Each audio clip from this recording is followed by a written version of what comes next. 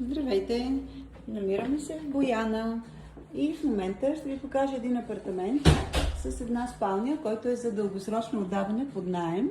Улицата е Резньовете. Дясно веднага от външната врата е тази голяма спалня с легло, което е с повдигащ механизъм. Освен това има този голям гардероб, който може да ви е абсолютно удобен за събиране на много багаж. И към тази спалня има тази прекрасна малка тераска, откъдето сега ще ви покажа гледката.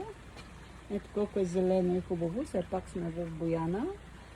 Етажа е трети, достатъчно висок, за да сме близо до боровете. И ето поглед на спалнята от тук, за да може да я видите.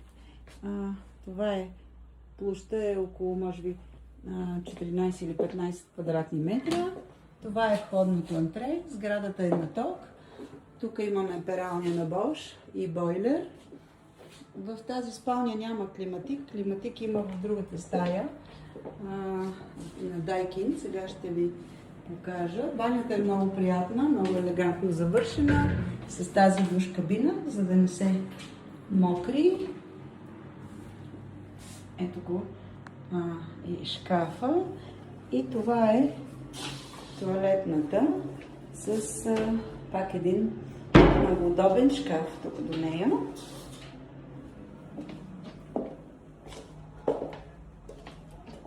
И това е хол с кухненски бокс.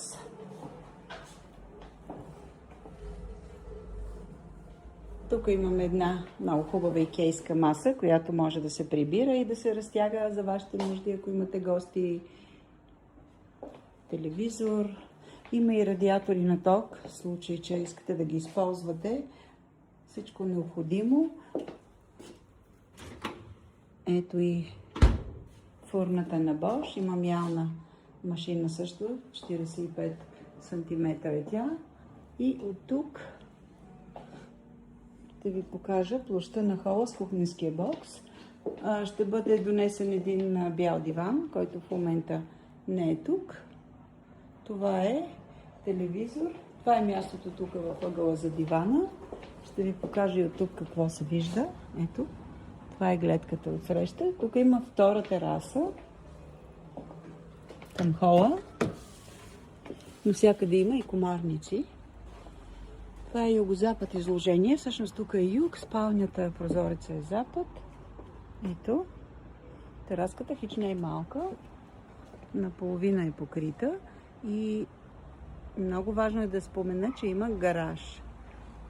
Гараж с индивидуална врата. Заповядайте, отдава се дългосрочно.